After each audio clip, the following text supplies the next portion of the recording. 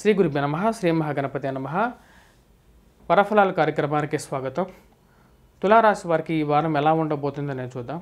తులారాశి వారికి వచ్చేటప్పటికి ఈ వారం అనుకూలమైనటువంటి ఫలితాలు కానీ గోచరిస్తున్నది. ముఖ్యంగా ఈ రాశి వారికి షష్టమంలో సంచారం చేస్తున్నటువంటి రవి అత్యంత యోగకారకుడు అన్నమాట. అదేవిధంగా రాహువు కూడా షష్టమంలో సంచారం చేస్తున్నాడు. దీని రీత్యా వచ్చేటప్పటికి ఉద్యోగ ప్రయత్న సంబంధితమైన విషయాల్లో అనుకూలత అనేది పొందగలుగుతారు. సంఘంలో పేరు ప్రఖ్యాతులు సాధించగలుగుతారు. అదేవిధంగా ఈ రాశి వారికి వచ్చినప్పటికీ ప్రయాణ సంబంధితమైన విషయాల్లో అనుకూలంగా ఉంటుంది. ట్రాన్స్ఫర్స్ రిలేటెడ్గా ఎవరైతే ప్రయత్నం చేస్తున్నారో వారికి అనుకూలమైనటువంటి ఫలితాలు ఎక్కువగా పొందగలుగుతారు అన్నమాట. మరియు అదేవిధంగా రాశి వారికి పంచమంలో కుజగ్రహ సంచారం అనేది జరుగుతుంది.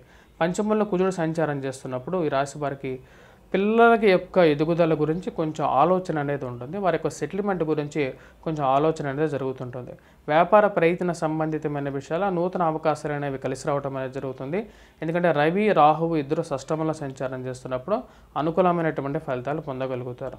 విద్యా సంబంధితమైన విషయాల్లో నూతన విద్యా సంబంధితమైన విషయాల్లో విద్యా పురోగతి చేయాలని చెప్పి మీ యొక్క ఆలోచనలో ఒక అడుగు ముందుకు పడుతుంది అన్నమాట.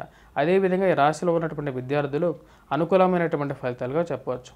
అదేవిధంగా దైవ చింత అనేది మానసికంగా ఎక్కువగా మిమ్మల్ని వెంటాడుతూ ఉంటుంది అన్నమాట. దైవారాధన గురించి, పుస్తక పఠనం గురించి చేయాలని చెప్పి మీకు ఆకాంక్ష అనేది మిమ్మల్ని వెంటాడుతూ ఉంటుంది. దానిలో మీరు సఫలీకృతం చేయగలుగుతారు.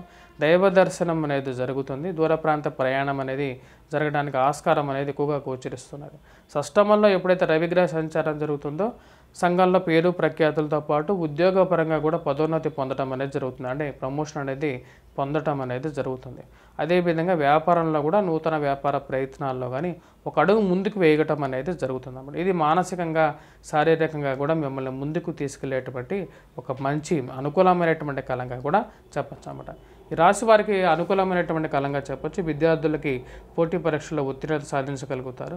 గురువు సప్తమంలో సంచారం చేస్తున్నాడు కాబట్టి గురువు యొక్క దృష్టి రీత్యా తులారాశి వారికి వచ్చేటప్పటికి అనుకూలమైనటువంటి కాలంగా చెప్పవచ్చు. ఆరోగ్యపరంగా శారీరకంగా కూడా అనుకూలమైనటువంటి ఫలితాలు ఎక్కువగా పొందగలుగుతారు.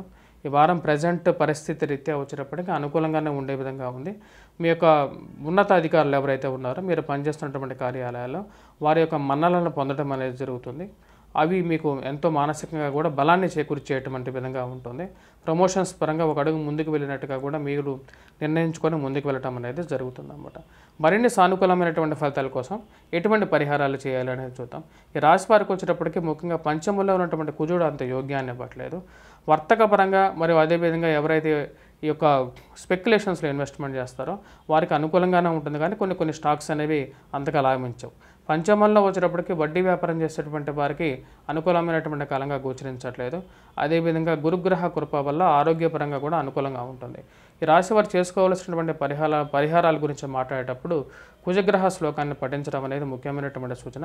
కుజాష్టకాన్ని పఠించడం, అదేవిధంగా కుజగ్రహ కవచాన్ని పఠించినట్లయితే సానుకూలమైనటువంటి ఫలితాలు పొందగలుగుతారు. మంగళవారం పూట వీరు ముఖ్యంగా పూజించాల్సినది వచ్చేటప్పటికి సుబ్రహ్మణ్యేశ్వర స్వామిని పూజించినట్లయితే అనుకూలమైనటువంటి ఫలితం పొందగలుగుతారు. స్వస్తి. Please do subscribe and share.